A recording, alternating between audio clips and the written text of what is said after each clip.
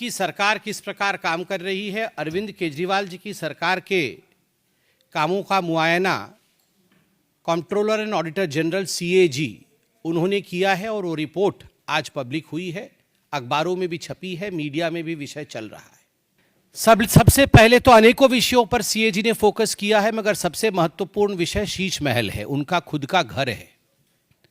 जो लोग कहते थे कुछ नहीं लेंगे, सरकारी बंगला नहीं लेंगे, घर नहीं लेंगे, गाड़ी नहीं लेंगे, किस प्रकार से दोनों हाथों से उन्होंने बटोरा है, किस प्रकार से करप्शन किया है, उसका काला चिट्ठा CAG के रिपोर्ट में आता है।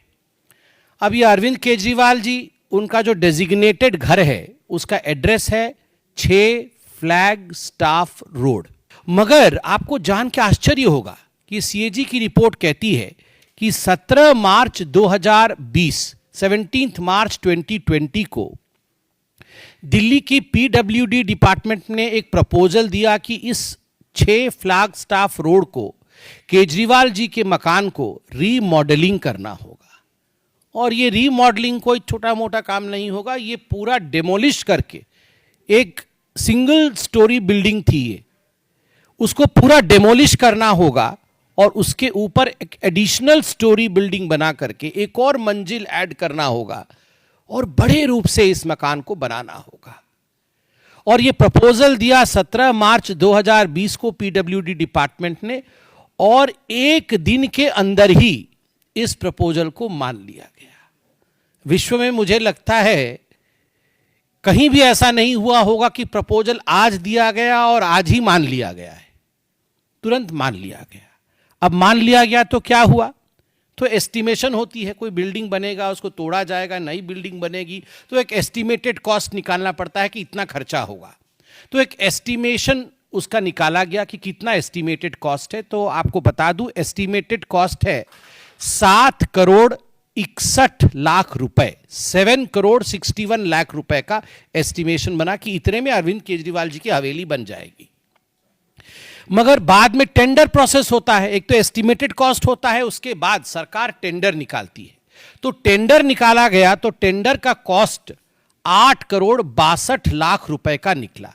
मतलब एस्टिमेटेड कॉस्ट 7 करोड़ का हुआ और जब टेंडर निकला तो वो 8 करोड़ 62 लाख का निकाला गया। उसी में ही पहले में ही घोटाला हो गया। एस्टिमेशन आपने किया और टेंडर निकाला 8 करोड़ 62 लाख रुपए का, मतलब 13.21% टेंडर कॉस्ट आपने ऊपर रखा, जो एस्टिमेट आपने खुद किया था। अब उसके बाद अप्रैल 2022 में ये काम कंप्लीट हुआ। जो काम 2020 में प्रपोज हुआ था वो 2 साल के बाद 2022 में कंप्लीट हुआ। मतलब जब कोरोना का प्रकोप चल रहा था उस समय सारे लोग व्यस्त होकर दिल्ली सरकार में ये काम कर रहे थे कि कैसे ये शीश महल तैयार होगी। तो शीश महल तैयार हो गया।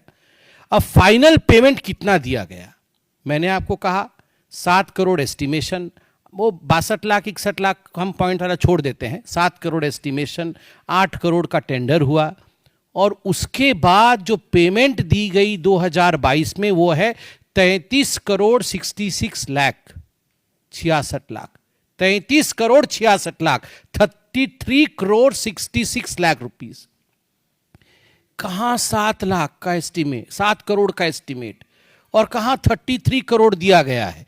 मतलब जो एस्टिमेटेड कॉस्ट 7 करोड़ का था उससे 342.31% अधिक पेमेंट किया गया, और जो टेंडर्ड अमाउंट था 8 करोड़ का उससे 290.49% का ऊपर पेमेंट किया गया। आप सोचिए, इतना घोटाला तो हमने कहीं नहीं सुना होगा, वो भी एक हवेली के पीछे, अरविंद केजरीवाल जी के शीश महल के पीछे इस प्रकार का घोटाला।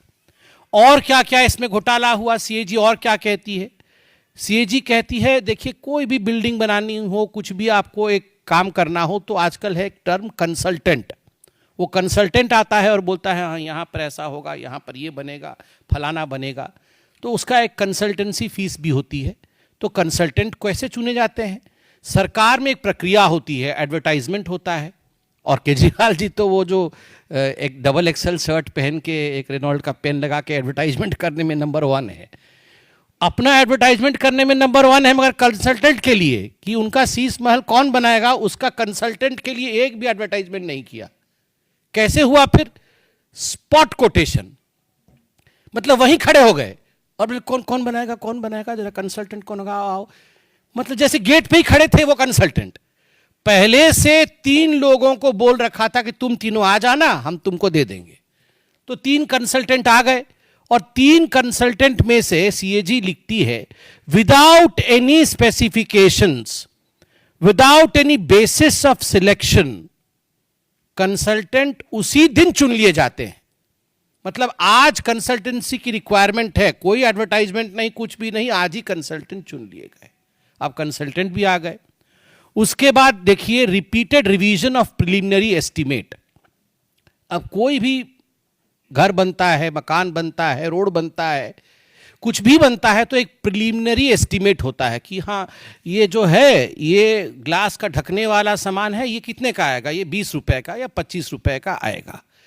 अब उसमें क्या हुआ, ये 20-25 रुपए का, चलिए ये 20 का 25 हो सकता है, 25 का 30 हो सकता है, अब 30 का 200 रुपए तो नहीं हो सकता ना।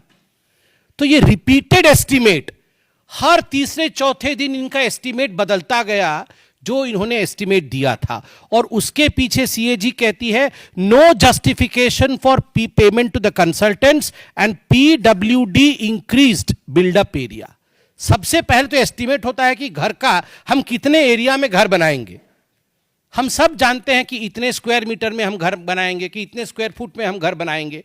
तो पहले एस्टीमेट हुआ था, प्रिलिमिनरी एस्टीमेट हुआ था कि बिल्डअप एरिया रहेगा 1397 स्क्वायर फुट का। 1397 स्क्वायर फुट में हम बिल्डअप एरिया रखेंगे।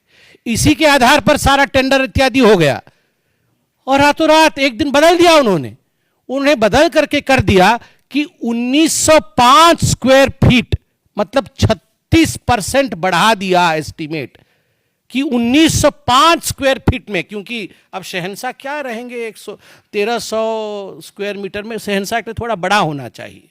तो उन्होंने कहा कि 1900 स्क्वायर फीट में केजरीवाल जी अब रहेंगे, और ये अपने आप ही कर दिया, कोई एडवर्टाइजमेंट नहीं, कुछ परमिशन नहीं, अपने आप ही 1905 स्क्वायर फीट कर दिया।